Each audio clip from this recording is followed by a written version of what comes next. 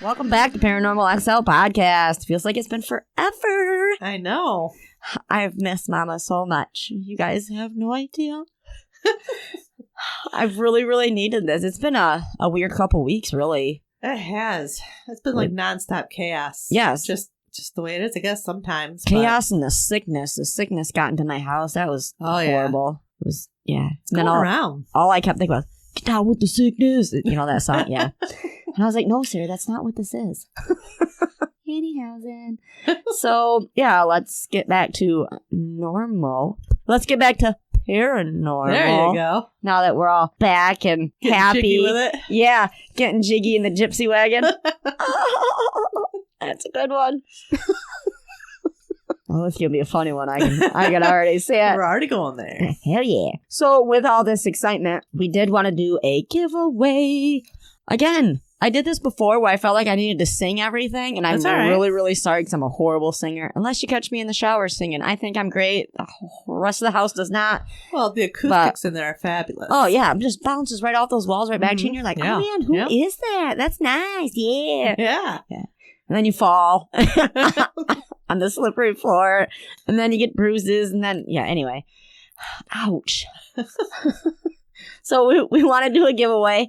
And what you have to do is, so the first 3 emails we receive with topics for our 1-year anniversary show. I cannot believe it's been a year. I know, that is kind of crazy. I'm like, wait, where'd the other 12 months go? Like, oh my God, boom, it's there. A year goes by fast. It really does. You don't realize it before.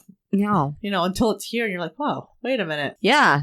Holy shit. Because I got looking at all of our episodes and stuff. I'm like, wait a minute. And then I go look at the first release date and I'm like, holy shit. But it wasn't even the first release dates when we started. It was like 2 weeks prior to that when we started recording. Mm-hmm. I'm like, wow, fucking A. Now we're all explicit. At first we're like, no words. No naughty words. They're right. Yeah, I know. We edited those out. Now we don't. Don't. So anyway, back to business. So the first 3 emails we receive with topics for our 1-year anniversary show. When you send that email, also include shipping address so you can get your Paranormal XL flashlights. They're nothing extravagant, but we want some cool ideas and we want to get back to you guys as well. So that's right. So either way, it's pretty awesome. We get your ideas. We'll also read them on the podcast. And you guys get like an awesome flashlight from Gigi and Mama Mary. What? Yeah, that's pretty awesome. It is pretty awesome. Oh, I just put, I know not totally awesome. I know not totally awesome, but we need to start somewhere. That's right. I literally put LOL in my notes. So we're supposed to laugh out loud. we are. We have been. So those emails need to be sent to paranormalxl@writeme.com. Again, paranormalxl@writeme.com. So this week we are going to talk about Armageddon or the apocalypse. I said, do we have any preppers in his house? I used to be. However, I just had to explain to Mama what a prepper is. She asked if it was like a fluffer. And we had a very fun, awkward conversation about that. Here we are now. So is there any fluffers in the house? Fluff this, baby. So we may have broken into the wine a little early. But that's all right. I put LOL again. Because it's funny.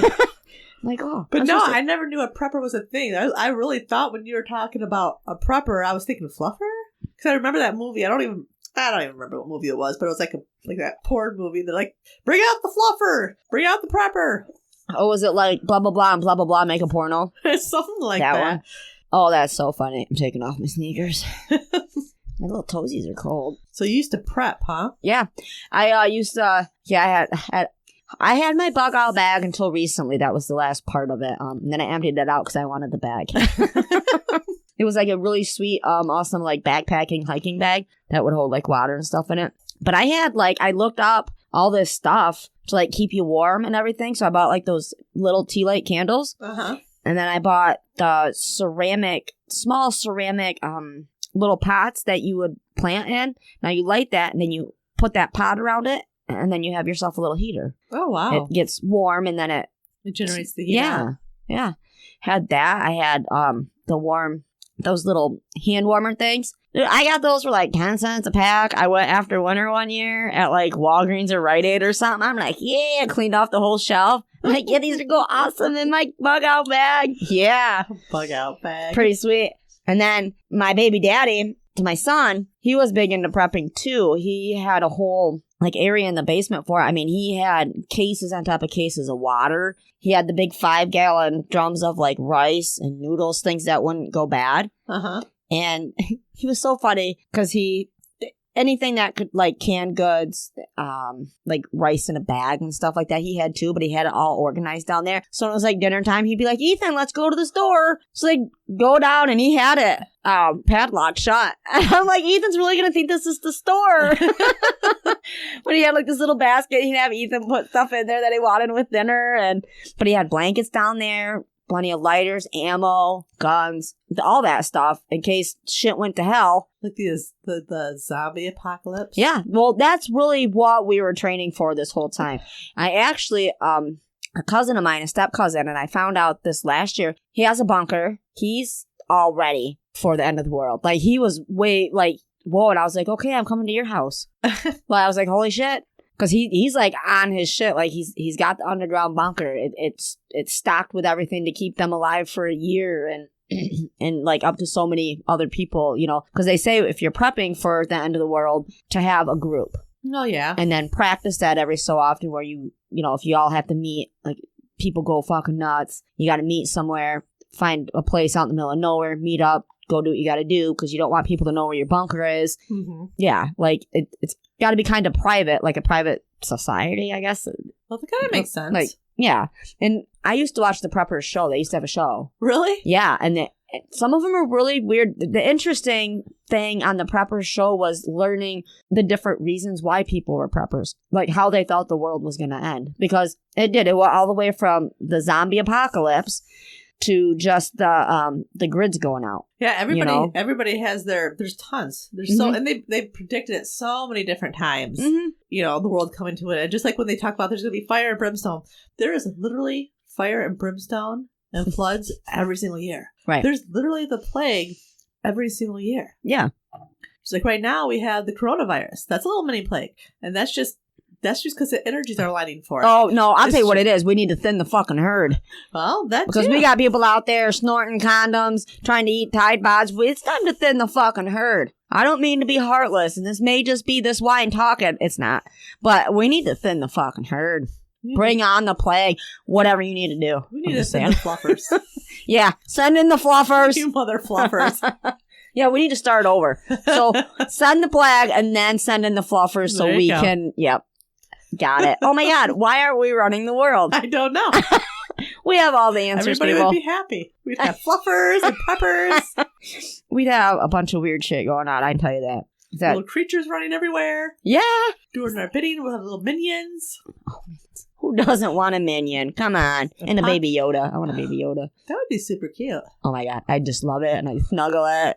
Pinch his cheeks. Yeah. But first we got to thin this herd. So, okay. What do you think about Armageddon? Well, to be honest, I really don't believe in the end of the world, so to speak. I do believe that we're always coming into cycles where we're ending the world as we know it. It's sort of like when we had, the Mayan calendar. Mm-hmm. And in 2012, and everybody's like, the world's going to end. No, I don't think so. Really, I think it's how we know it. Okay. Everything so it's shifts. Not really... We shift into the next ascension, into a higher vibration. There's more awakening. We go to the next level. So the world changes as we know it. Sort of just like 30 years ago, nobody had smartphones. We had pagers. Think about that. The little thing you carried on your waist. And Dad used to let me carry his. Exactly. They'd page you and you'd be like, oh, I got to go use the payphone. Yeah, you got a quarter? How many people out there remember a payphone? Okay. That's what Superman uses to change, isn't it? It's sort of like the world as we know it. I really think we literally go through the Armageddon every single day. It's what we're doing. Okay. We are fighting. The light workers are always fighting the negative energy and the evil energy that's out there. It's literally Armageddon as we speak every single day. Maybe the term Armageddon got taken out of content over time as far as how... I feel like when it comes to like the Christian idea, it's there to instill fear. That makes sense. Fire and brimstone, the plague and the flooding. We do that all the time. It's nothing different. But I think we constantly live in the Armageddon where we're fighting the good with the evil. Right. Every day. Look, okay, I'm not very political, but look at politics right now. That's literally an Armageddon. Right. Watching it, you can see it. It's what we're doing right now. I think there's a lot of different definitions and terms for that. Do I see the world ending? No, not really. Can I see things being destroyed because the planet needs to be taken care of better? Yeah. Do I see the whole world imploding? No. It's not in our lifetime. Yeah, no. Just the world as we know it. That makes sense. So, okay, with that being said, let's get into what the dictionary says Armageddon is. Okay. Since you said the biblical thing. So, okay, Armageddon. In the New Testament, the last battle between good and evil before the day of judgment. A biblical hill of Megiddo, an archaeologist site on the plain of Esdraelon, south of present-day Haifa in Israel. The place where the last battle between good and evil will be fought. A dramatic and catastrophic conflict typically seen as likely to destroy the world or the human race. Now, in my research, it said that actually the word Armageddon is only mentioned once in the Bible. Mm-hmm. But it's been such a big thing, which is, I really very much agree with you that it was put in there to instill fear. Because the fear fuels it. So everybody, that's what's holding us back from moving to that 10th dimension where it's all about love and light. It's all about love. The fear is holding us back. That's where your Armageddon is learning how to love and let go of that fear and to trust and have faith. That's why the darkness comes in, and you'll see the darkness come through people who do things against you to instill that pain and fear. That's why you rise above it. The more you rise above what people try to do to you, that's your own Armageddon. That's your personal Armageddon. The more you rise above that and value yourself and love yourself, the more you raise your vibration. And then the more you can instill that message into somebody else, they raise their vibration. Yeah, but I really want to see if I can survive zombies. Well, we can. We can do like a play acting thing. We can get the kids. They can be the zombies? Yeah. Oh, sweet. They're already zombies. That's true. They already torture us. That's very true. It is true. I like this game. And then we could just go shoot them with fake guns. With fake guns, yeah. But, a little bit of revenge. That's right. Okay, so you think everybody has their own personal Armageddon, per se? I think so. Kinda. And, it's all about cycles. We constantly go through cycles, and I'm really sure every person listening to this can sit down and think about it for a minute and realize that statement is the same old shit, different day. That's the truth, unless you change your shit. Take some Miralax. But what about us as like a whole? Like with the world? Like you said, I don't think we're just going to be done. No, I don't think so either. I do think something drastic will happen kind of like a reset for us humans where whether they take us back to the dark ages, whatever. Cool. Well, I'm just saying. I do believe that it's like the spiritual ascension. So the more you evolve and the more you start to have faith, not just, not in spirituality or being a spiritualist, but whatever your faith is. If you're a Catholic, be a Catholic. If you're a Christian, be a Christian. It's all about that faith and that love and that light. So the more you raise up with that, you don't take the chance of being taken out by darkness. But see, there's a lot of different ways to be taken by darkness. You could be a drug addict and overdose. Oh yeah. I think it's sort of like that. That's how extinction happens, is not seeing your own light. There's always going to be catastrophic events. Always. You're not going to get away from that. No. Does that mean it's Armageddon? Because I know people freak out okay, remember when we had that earthquake here? Yes. Oh my God. And then the big fires, the tsunamis and stuff. It's Mother Nature. Just don't piss her off. Yeah. Yeah, exactly. I mean, look what we're doing to the planet. I'd get pissed off too because that planet's mine. I'm not saying that's what it is, but it's whether that's just something that happens. Don't live in a place where you're prone to those big catastrophes. Oh yeah. I don't know. I got so many different thoughts on Armageddon. Well, because it can go anywhere, really. Mm-hmm. So it really kind of depends on how you see it and how you want to view it. I've always said, and I've said it probably many times throughout the podcast, that we, every day, live in Armageddon. The light workers are here to fight off the darkness. We help the people who get filled with anxiety because the darkness feeds off that energy so that we can raise it's time for ascension. That's where we're at. Aquarius season started that, and now we're going to move into Pisces season, so it's going to finish off what we started. I can guarantee 8 out of 10 people have really started thinking more about spirituality, what it all means, what it means to them, and how they want to grow, and how they want to be more compassionate and loving and connected. And there's a reason for that. It's energetic, but it's an everyday. It is an everyday Armageddon, and the people who are more sensitive, they feel that. That's why they feel so much anxiety and stress and pain.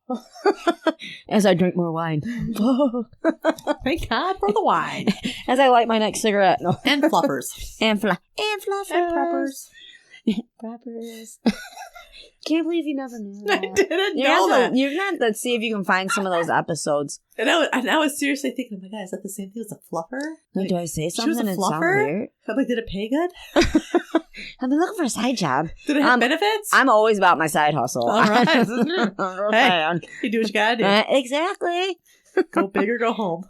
What? Still can't believe I ever said that in the first episode. It's my family. Did you really just say go big or go home? I did. And then I'm like, Mary, did I really just say? You're like, you did. Great times. Just saying. So, okay. What? So how many times do you think they've actually predicted the world coming to an end? A lot. A lot. I've researched where it dates all the way back like to the 1600s. Well, probably as many times as people have been fluffed. Sorry, I had to tie that in there. That's great. Oh. So, yeah, well, so many people think that they can just call that out. I remember Y2K 2000. Oh, yeah. I was at the Metallica concert. Waiting for everything to go out. Yeah, I was like, oh my God, everything. No, man, we even fucking left that concert early. Do you know how mad I was? Because then they all came out together. It was like 10 Nugent, Power Man 5000, Metallica. I think Kid Rock was there. I believe there was one other one, and they all played a great show. We left early thinking that everything's going to go to hell, and then they all came out and did an epic ending together that we missed. Like a one-in-a-lifetime thing that we could have seen because we thought everybody was going to die, and all the computers were going to go to zero, and then that was just going to destroy everything. Yep. Yeah, everything's over. And then... yeah. Anyway, so I was really mad about that, and then the world didn't end, and then I was just left being mad. Yeah, it was time to move on. Yeah. Well, there was one they started talking about like 200 years ago, 1816. So I'll just read off of it because it'll be easier. Okay. Something was also in the air. It was a 100 megaton sulfate aerosol layer. It was girding the planet, and it was made up of material thrown into the stratosphere by the eruption of Mount Tambora, which was in Indonesia the previous year. So it got up into the atmosphere and then kind of just circulated around. But people was noticing this and thought that this was the end of the world. And when it was just a volcanic eruption and it was in the air. And so they really decided the world was coming to an end because the sky was getting dark because it was so thick that it was like darkening out the sky. Yeah. Okay. Going back to what you said about how you think Armageddon, how they word it is to instill fear. See, that's exactly what that did. Because then everybody's like, oh my God, and then nobody died. And then they're like, oh my God, we get a second chance. We need to, and listen, and we need to follow this person because this is, oh, you got scared into that. Huh. That makes sense. And another thing, because we talk about, we talk a lot about the apocalypse coming from Christians, but not like necessarily. I think it's always been an idea. Because I think I'm sorry, Armageddon is the Christian term. I believe, to me, and then apocalypse is everybody else. Yeah, kind of. Well, it was funny because if you date it back, we talk about the Romans when Christianity started coming out. They deemed Christianity was weird and possibly a sorcerous cult practiced by rednecks and illiterates. Until suddenly it was the force behind the whole entire empire. So it's kind of like your speculation. What perception? How many people perceive this as truth? How many people perceive this as truth? And what's the biggest number? Because then that's your truth. So I think, the truths are created by the masses, which sometimes have asses in them. Most of the time. Most of the time. You don't always got to be a follower. If you believe in something else, that's okay. Like, for reals. I believe in all sorts of different weird shit. Well, they've done polls, and like 35% of Americans believe that the apocalypse. This is where like it kind of blew my mind. There's like 35% of people believe in extraterrestrials, and like 26 believe that the extraterrestrials are going to bring the apocalypse. There's even a Christian group out there who says okay, I can't say that one. The aliens. They're going to bring the end of the world. There's like a Christian group out there. But you believe in aliens, do you think? I do, but I had a dream and I was told that aliens are hot and to be nice to them. Channing. have I talked to Thor? I've talked about this dream. I was just sitting there. Oh yeah, and the hot guy from Thor and that hot black guy from Criminal Minds. All of a sudden they're there, and I'm like, okay, so what are two hot guys doing in my room? Who the fuck cares? Have fun. And they said, we're really not hot. We're just aliens, and you need to go tell people that we're nice, and it's going to be okay. And I said, okay. I said, so you're telling me all hot people are aliens? And they said, yes. And then 3 days later, I watched Men in Black 3, and they were coming down the stairs, and Will Smith said, I never would have thought that all hot people were aliens. I'm like, boom, right there. Boom. Yep. Drop the mic. Everything's done. I can die a happy person now that I have that answer. I love those movies. I guess you never know. I do believe in aliens. There's no way.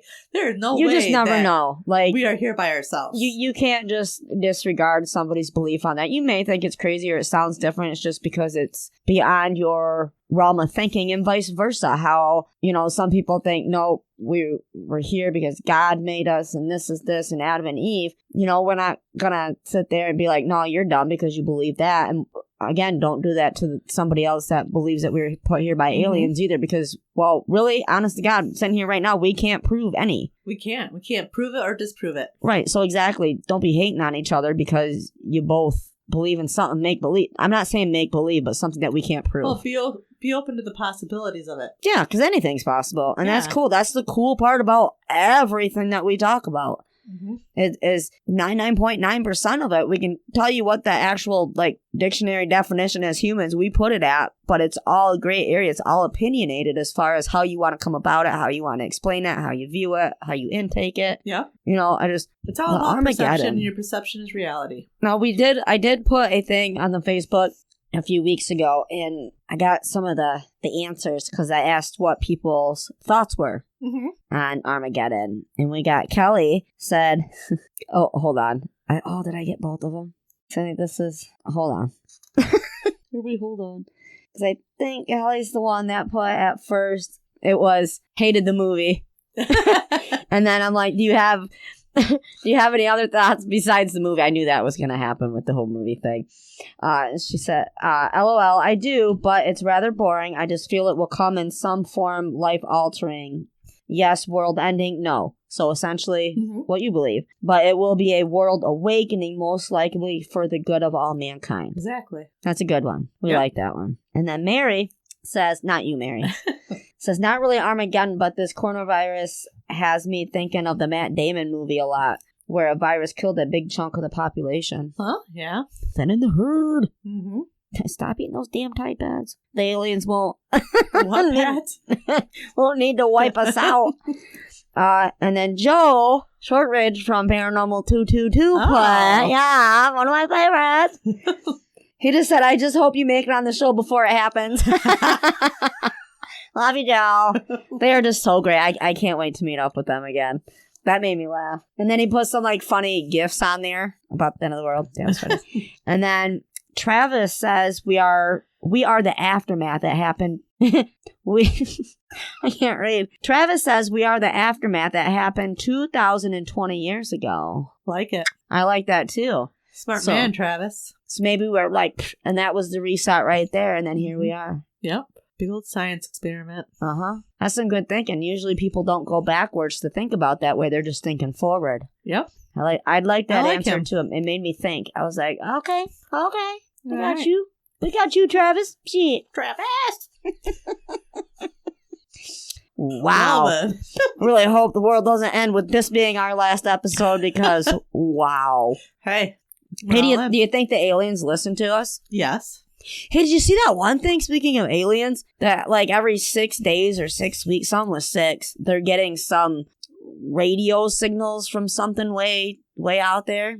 I didn't click on the link. I've seen it a few times, but I haven't clicked on the link to read it yet. That wouldn't surprise me. I was like, But see, there's that advancedness where they could, like, you know, connect with you telepathically if they wanted to. It's true. E.T. just wants to phone home. Phone home. Phone home. Got my finger out. But I'm doing the red rum finger. Red rum. Red rum. Okay. With recording for the True Crime Podcast and the Paranormal, I am one fucked up chick now. I'm just saying. Like, go big or go home. I'm going XL, baby. Oh, yeah. Going extra large. Yeah, it's been pretty intense. I don't even know if I'm coming or going from my ghost or if I'm an alien or what's going on here. Maybe it's a little bit of everything. I did have a question. I've been thinking about this because I think weird things all the time. So, okay, you believe in reincarnation, correct? I do. Okay. And you believe in ghosts, but why aren't all ghosts being reincarnated? Well, sometimes I think some are just stuck. You have your earthbound energies that are just stuck. And I really kind of think that even if you are reincarnated, we're multidimensional. So even though we're on this dimension, our energy could be on several different levels. So maybe some of our past life is on a different dimension where a medium can connect with that part of the vibration to give a message. You see what I'm saying? Yeah. And so you can channel that message and back and forth. We just don't realize it because we really are. We're meant to be multidimensional. We are meant to scan different kind of timelines and different vibrations and different zones and to feel that vibration, to time shift, to warp. I totally believe in that. And the more I research it, the more I see it.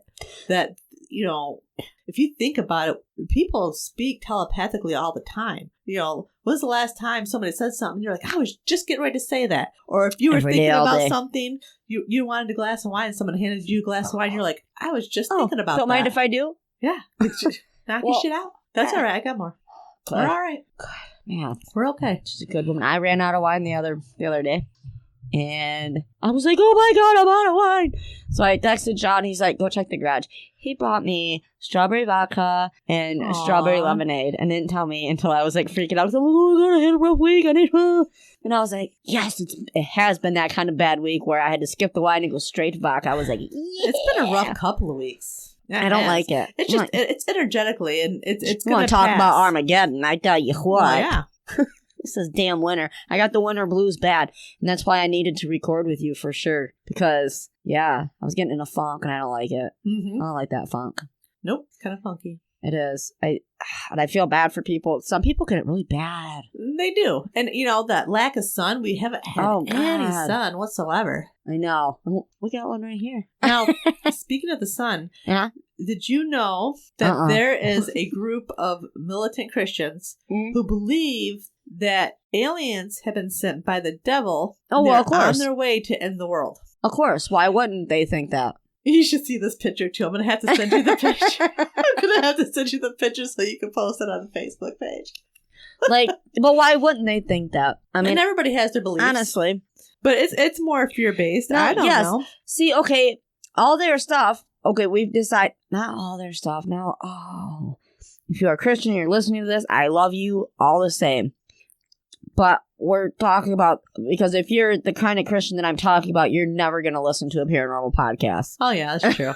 Because I consider myself, like, even that way. A believer in God. Yeah. And I try to do right, you know, by his name and stuff and, you know, all that fun jazz. But everything that most of what we've ever said or researched about it, it's something scary. It's never anything like, everybody love everybody, it's flowers and sunshine that's here. Halfway realistic. Right. Well, like from here, and it doesn't have the year in it. And so I'm not going to get into that. But they say that the beginning of the end of the world started last year on September 23rd. So I don't know if this was like how long ago this was written. But on September 23rd, the constellation Virgo appeared in the skies. And the significance of this constellation of September was that it appeared a month after the solar eclipse in the U.S. However, we're constantly having solar eclipses and lunar eclipses all the time. Mm-hmm. If people really research it, we're constantly going through eclipse season. Well, people don't because they get told, okay, this one's big, and then they forget about the one that we had last week. And well, we always do. If you really research the astrology, this is eclipse season. Like we constantly just don't go with what's being put on Facebook all the time. Do your own research type of thing. Exactly. And so it was interpreted as being the great sign that was mentioned in Revelation 12:1, which also talks of a woman in the sky. An example, Virgo. And so, they saw that, being able to see that constellation as a sign that the world was getting ready to come to an end. And the passage reads, a great sign appeared in heaven, a woman clothed with the sun, with the moon under her feet, and a crown of 12 stars upon her head. So now they think the aliens are being sent here by the devil to end the world. Which is fine. They can believe that. That's all right. Yeah. I'm not judging. You got I might giggle a little bit. Every I'm not reason judging. to believe that, and vice versa. The beliefs that we're talking about right now, giggle at us for saying what we are, because to each their own. But why is everything got to be so? You got to point fingers. Yeah. Doom and gloom. Doom and gloom. It's. I think they need a fluffer. I'm probably going to hell right for saying that, but fluffer. It's so fluffy. So fluffy, I'm gonna die. So okay, you were talking about a picture. We're talking about Armageddon. So back in like the 6th grade, I'll never forget this picture that I drew, and I wish I still had it. Dad may have it somewhere. I don't know, but we were in art class, and I used to be like obsessed with Armageddon, and I'd always try to envision what it was gonna be like, and I had it in my head what it was gonna be like. So they had us draw a vision of something from the future. Essentially is what they did. So we had to draw it with like those charcoal pieces or whatever. So mine was freaking awesome. So I always envisioned myself being in the comfort of my own home and everything being normal in my home, and then looking out the peephole and seeing like comets coming down, everything on fire. And that's exactly what I drew in my picture. I drew the peephole big, but then drew everything, even from like the vision of the peephole, with the comets coming down, the fire, the buildings getting destroyed and stuff. And that's cool. How, and still when I think Armageddon, that picture comes to my mind. I wish I still had that, because I was super young when I drew it. And I remember the teacher being like, that's kind of weird. I was thinking of you like drawing yourself like with your future husband or something, or going to college or, and I'm like, no, I'm dreaming of the end of the world. Cool, right? Yeah, do I get an A? She's, you're getting help. But yeah, God, I wish I still had that picture. But I don't know. I'd like to know if that's how everybody kind of envisions it, or if you envision it with a sickness, or with people just losing their shit, with like riots. Or because if the grid ever went down, that's what would happen. I do believe people would go fucking nuts. Like, no internet, what do you mean no Facebook? They wouldn't have that, I'm gonna flip over some big tables. That backdrop on it. Yeah. Or you think it's gonna be like big tsunamis and stuff. And sorry. Well, there's I have tons of different past predictions. Ooh. Want to talk about some of them? Yeah, let's pick some out. So, the first millennium, I don't know what CE means, so I'm not even going to pretend to know what it means, but it's the first millennium. Oh, okay. So, in 66 to 7, the Jewish Essence sect of ascetics saw the Jewish uprising against the Romans in 66 to 70, and Judah is the final end time, the battle which would bring around the arrival of the Messiah. By the authority of Simon, coins were minted declaring the redemption of Israel.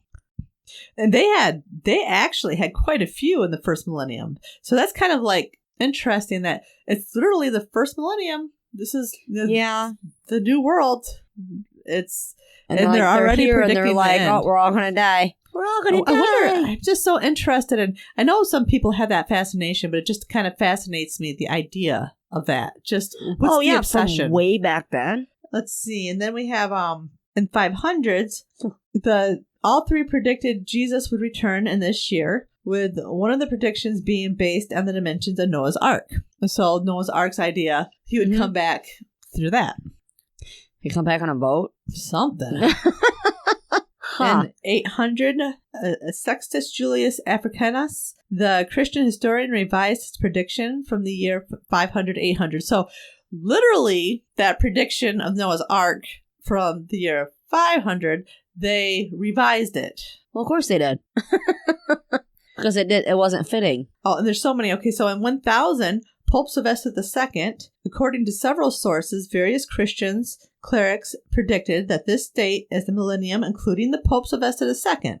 As a result, the riots are said to have occurred in Europe and pilgrims headed east to Jerusalem. Other historians, however, have disputed that any of these events ever took place. But basically, they created a hysteria from predictions. Because you believed in the church so much that what they must say is right. That still happens to this day. But I do think more people, instead of being followers, are doing their own research and knowing that it's okay to have your own thoughts. Where back then it was either you were one way or you were wrong. Mm-hmm. Yeah. Type of and thing. so in like the 11th to 15th centuries, like in 1033, this is from like various Christians, following the failure of the prediction for January 1st of 1000, some theorists proposed that the end of the world would occur 1,000 years after Jesus' death instead of his birth. Oh. Which, but it got debunked, obviously, because it didn't happen. Because here we are. Yeah. So like 1200 to 1260, the Italian mystic determined that the millennium would begin between 1200 and 1260, which would be a new millennium would be the new world. Right. Recreated. And then 16th century, so which that would be the 1500s. There's Sandro Botticelli. This painter believed that he was living during the tribulation and that the millennium would begin in 3.5 years from 1500. He wrote into his painting The Mystical Nativity, the devil was loose and would soon be chained. February 1st, 1524, London astrologers, a group of astrologers in London, predicted the world would end by a flood starting in London based on the calculations made the previous June. 20,000 Londoners lost their homes and left their homes and headed for higher ground. So we can get to, there's a lot in that one. The 17th century, which is 1600s, London astrologers, February 1st, 1624. The same astrologers who predicted the deluge of February 1st in 1524 recalculated the date to 100 years later after their first prophecy failed. It's fat. I got the whole timeline. There's like I'm scrolling through like literally almost every 5 to 10 years they had a prediction of the end of the world, and it's not to mock it, but it's kind of goes to show you can believe in that, but it doesn't necessarily believe just because you have that fear based. You're looking for it. Yeah, you're gonna find something if you're looking for it. Right. Well, yeah. It's it's just reality. You got some more recent, even like 1800s. Yeah, I'm scrolling. There's tons. I know there is. That's nuts. So 1800, we have 1806, Mary Bateman. In 1806, a hen began laying eggs on which the phrase "Christ is coming" was written. Eventually, it was discovered to be a hoax. The owner, Mary Bateman, had written on the eggs a corrosive ink so as to etch the eggs. You can't trust those people they marry. I'm just kidding. You can. Man, but what the hell? Like, that's like the weirdest thing ever. I know. Like what would possess somebody to even like, I think I'm going to etch in my eggs here that Christ is coming and I'm going to freak people out. And I think a lot of it came from boredom? Nostradamus. Where he made a lot of predictions from scrying. And I think there's a lot of his predictions that came true, but just like any psychic, there's a lot of predictions that did not come true. So what he saw and wrote out could be completely different than what it is. Right. That's what I was going to say. The meaning people took it. Attached to it, yeah. A different way than what it was actually supposed to be meant. Mm-hmm. Exactly. Yep. They turn it into something. It's drama. Are you a drama queen or are you a realist? Right. Living in reality. So the early 20th century, we had the Catholic Apostolic Church, founded in 1831, claimed that Jesus would return by the time the last of its 12 founding members died. The last member died in 1901. And I can go on forever. But is there one? What's the last one that you got there? Let's see. Let's scroll. We're scrolling. We're scrolling. There's so many. She's scrolling so much she's gonna need a fluffer. Love me. Oh, funny. Oh God, I fucking love it. Okay, I'm in the 2000s, 21st century, getting closer. That's what she said. Oh, yeah. That's funny. I hope to say that this weekend. Sorry. Happy Valentine's Day, everyone. Okay, so 2020. This prediction. 2020? I know. That's now. Sorry. Well, you're going to feel relieved, so don't be too worried. Okay. Already passed. This prediction was made by Jean Dixon. She predicted, or he predicted, that Armageddon would take place in 2020. Oh, she previously predicted the world ending on February 4th in 1962, but now has predicted it for now. Hoping that she probably... Is she still alive? I don't know. Huh. Sounds like... And so then we have 2021. Okay. F. Kenton Shore, the American pastor, bases his prediction on the prior suggestion that Jesus would return in 1988, within one biblical generation of the founding of Israel in 1948. Bestor argues... That is what she said. It is what she said. Get out of there. Bestor argues that the prediction was correct, but that the definition of a biblical generation was incorrect and it was actually 70 to 80 years, placing the second coming of Jesus between 2018 and 2028 and the rapture by 2021 at its latest. Oh, the rapture's another thing, because that ties into the end. Oh, 2129. Oh. According to Abjad interpretation of a hadith, this Sunni Muslim theologian wrote that I'm not even going to try to pronounce it, which expects the end of 2129. We'll be gone by then, right? Yep, we'll be good. Okay, right. good. So that's just some of it. I could because then I have... We could go on forever, I'm sure. I have, like, the failed predictions. I told you at the beginning that it just kept on... Most of them are failed. It just kept on getting weirder and weirder as I went, so... But again, there might not be completely failed. It's just how we took it. We're like, oh my god, everything's gonna end. No, it could just be... the extinction of a certain animal or, something smaller. We're thinking on such a huge scale that we're like, and that's scary. Yeah. The smaller your scale. Exactly, yeah. Yeah. I agree. I concur, sir. Anything else besides you need a prepper?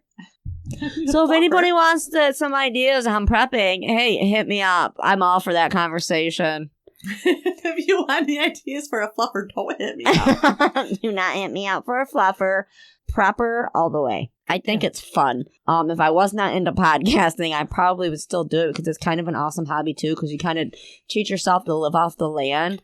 I kind of like that idea, stuff like that, and you find like-minded people that will be in your crew. Because you don't want a lot of people, but just enough. Maybe let's say 5 to 10. Because you're going to have to protect yourself. You're going to have to protect your families, that type of thing. And there's so many different ways to go about that. And people in their research and then inventing things that will last, forever, but last without having to use electricity and stuff like that, because so many people are so dependent on that. So many people would die off of the grid. They really would. Oh, yeah. Because they would not have a clue. So even if it's not something you want to like start buying stuff for, whatever, I say buy a book on it or do your research on it, just because it is kind of interesting. And it may not even be, the grid goes out or the end of the world. You don't even got to consider yourself a prepper, but to know kind of, I guess, your basics for survival alone would be helpful in anything. Because, okay, let's say something just terrible happened just in your town or, I don't know. So much weird shit could happen that you would never guess would happen.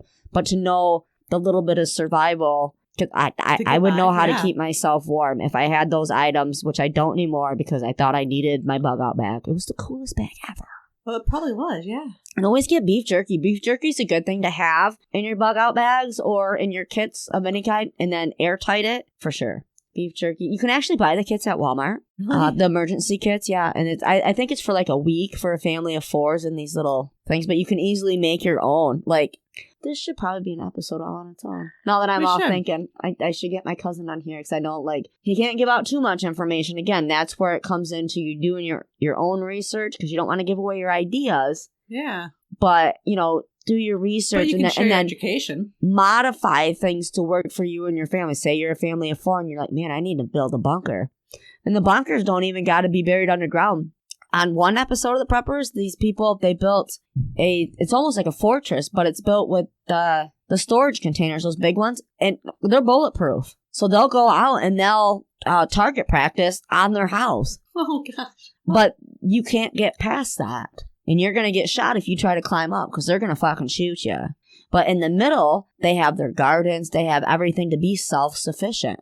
That's cool. I think so, and they use solar everything, and if you wanted, a lot of people get those storage containers right underground. You can get them dug into your ground. For a whole lot of money, you can get it done for you and designed just for your family. I've watched a show on that before, and it's like, holy shit, beautiful, like almost houses, but they're completely underground. No, opposite way. Wow, fascinating. But they're underground, and you would never know. Like, yeah, you got your vents or whatever, but they put like a bush over top, so you can't tell what it is. That's cool. It is, because that's essentially what you want. If shit's to go south, you don't want to be seen. That's true. Yeah. Some people are like, yeah, it's like the purge. But not me. I got kids and stuff. I'd want us to be safe, wait for shit to settle down. It'd be scary as fuck. Have your own Netflix, recorded. Yeah, exactly. Yeah. Exactly. There's a lot of ways to prep, and also just not prepping for the end of the world, like I said, for any type of shit that may go down, because we just never know. But on different levels, too. Totally do your research. If anything, it'd give you a laugh, but I guarantee you'll learn something. That's right. Because I thought it was ridiculous at first, too. And then I'm like, oh, this kind of makes sense. And then it does. Depending on what you're prepping on, even if, you lose your job or something, you're covered food-wise for a while. Food's fucking expensive. That's true. Yeah. I mean, you're golden. Cheap. No. You stock up when you have the money to do so, or when you see it on sale, or, do it the right way. Make sure you're not, keeping outdated stuff, whatever. Okay, I'm getting too in-depth with it. I'm sorry. I'm just all about it.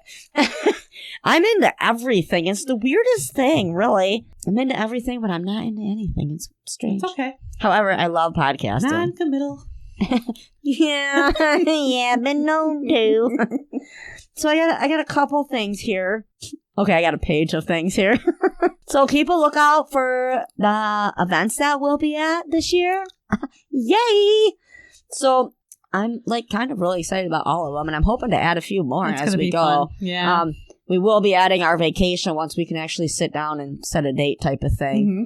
It's really all I'm waiting for, because I know how much longer because I need to save. Because I don't want to have a limit on anything. Like, if I see something and I want it, I want to be able to buy it when I'm out there. That's true. I just don't want to be like, oh, I need it. I gotta save it. Yeah.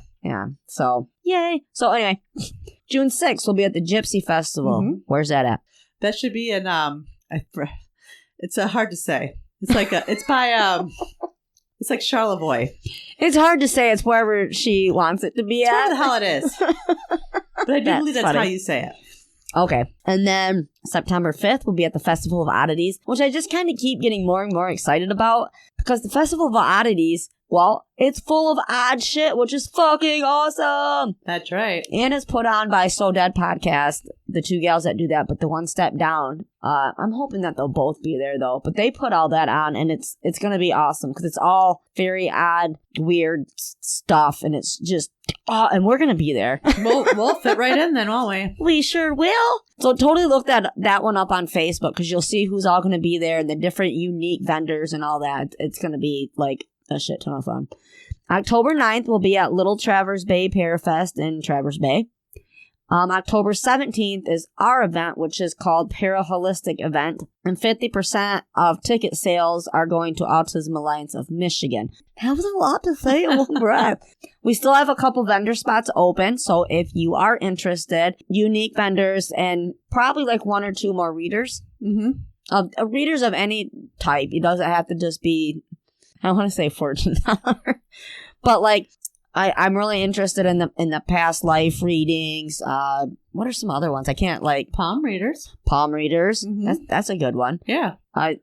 Just a different, even scryers. If you want to come and do that, or not do it, but if people have questions on that, I think that would be really awesome. Yep. You can teach people how to do it. If you want to be a speaker on scrying, email us at paranormalxl@writeme.com. Yeah. And don't forget, the first 3 listeners to send us show ideas for our anniversary show get a Paranormal XL flashlight. Oh my God. That is so exciting. I love those things. I'm always like, they're bright as shit. They're little, but they're bright as shit. Again, with that, don't forget to include your shipping address so we know where to send it. Yeah, because all 3 of our listeners are going to... We love you. 4. So it's a race. Oh, yeah, 4. That's right, because the kids in the house, we make them download it. Also, check out the tiers on Patreon.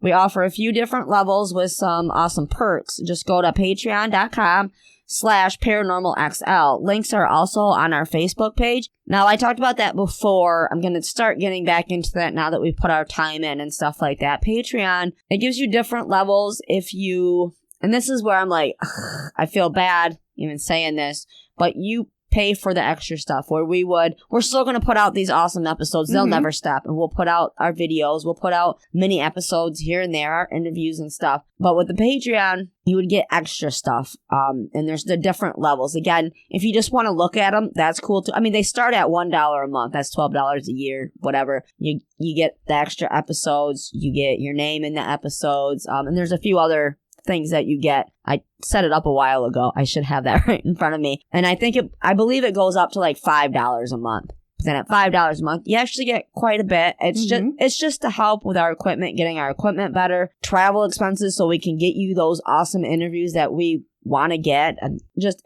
it's putting back into the podcast and giving you better material. That's right. I'm like, a better show. A better fluff. Yes, better fluff. I mean, it can't get much better than this. I'm just saying, because we love all you guys, and we think all you guys are great for listening alone. Like I said, this part will never stop. The random giveaways will never stop. It's just, just check it out, and you'll see. And then you can consider yourself things. I got one. The first tier is the orb, so you'd be an orb. And then there's a few, oh gosh, I should have printed that out. Because I was like, I remember back when I set it up, I'm like, oh, these are such fun names. Then it can be like, yo, I'm an orb member, and then I'd read your email and then it'd be like totally awesome. And I'd be like, you're a cool orb, man. It'd be pretty sweet. I can totally see your orb. Oh, man, this is awesome. But then I believe on that one and all of them, you kind of get thrown into like different giveaways and stuff like that. So again, just that's the best part. Yeah, heck yeah. And I love putting stuff together for giveaways. So again, just at least check out our Patreon page. It's patreon.com/paranormalxl. That'll take you right to ours. When you go there, it'll show the different tiers right away and what you get. Mm-hmm.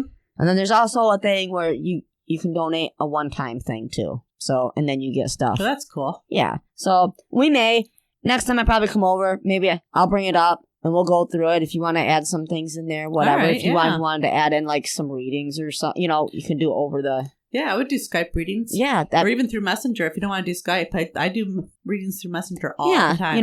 That's something, yeah. 3-card reading. Yeah, it's just a little something extra for you guys. And I know we just absolutely love you guys anyway. And our loyal listeners, you guys freaking rock. We do know who you are, just so you know. We see you.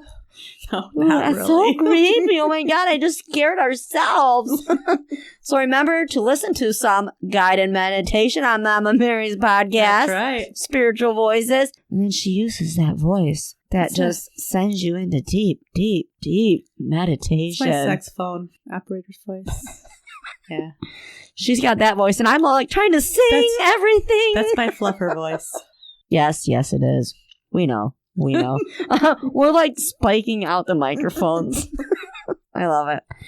So Mary's got her meditation podcast. My other podcast will be launched March 13th, which is also Friday the 13th. That's awesome.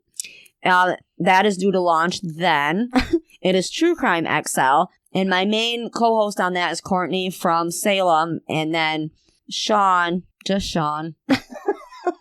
I can't say where he's from, but he's also jumps in there with some episodes with me. But we have some really awesome interviews lined up with that one's going to be a lot of fun. Like I said, it's going to really fuck up my head between the paranormal stuff that we get into and the investigations and stuff, and then getting into like the true crime stuff. Like, I don't even know that I'm going to be drinking a lot more. I'm probably going to need some meetings. Like, I don't know. We'll have some meetings in the gypsy wagon. We will. Always do. But, so, on March 13th, I will link that up to the paranormal Facebook page, too. Just like with Mama's meditations. Just listen to everything, because everything's just great. Everything's just great. You know what? Also listen to 222 Paranormal Podcast. Oh, yeah. Oh my God. Joe and Jen, their brother and sister, their podcast is freaking awesome. And they're just super nice people. Joe always reaches out. Like, they're just really super down to earth people. But they have fun doing it. I love listening to them. That's the only way to do it. Hell Just yeah. to have fun. Hell yeah. Yep. And then So Dead Podcast, they're based right out of Lansing. Oh. And they do like the true crime serial killers right around Lansing in the Michigan area. Oh, that's cool. Yeah. And they do lives, and then they have tacos at their lives because they release their episodes for Taco Tuesdays. Oh my God. For I love true tacos. crime and tacos. That's what they call it. Yeah. Tacos? I don't know. Her name's Jen too. Maybe we should get a hold of her. I've talked to her a few times. I love walking tacos. We're gonna have that at Destiny's 18th birthday party. Actually, Oh. Boom. There you go. Thank you. Bam. Thank you, Destiny. Bam. Oh. No, not thank Destiny. Thank Destiny's mom. Gigi. Thanks, Gigi. JJ. So anyway, where the hell were we? Oh, we just keep rambling. This is great. Also thinking about doing a monthly newsletter via email. Mm-hmm. So let us know your email if you would like to be included in this. With that, please try to send that through email. Then I can just save it and then add you to the list versus the whole Facebook thing. Mm-hmm. A lot of the Facebook things, because they're all linked together. Oh, God, yes. And I feel so bad. Mm-hmm. I do, because I can't find it all. Look at all of it. Yeah. But I think a monthly newsletter where whether we're covering a topic you can just read, or we're kind of touching base on what we're doing or what's coming up, I think that'd be kind of something fun for each of us to do. Yeah. To add into it or whatever. So again, that will also be something that you would automatically get if you sign up for a Patreon too. Okay. So, and then, we'll just end this shit right now. I don't got a little table to flip over, but we're going to get me one. We're going to flip the shit. So don't yuck someone else's yum. Ever.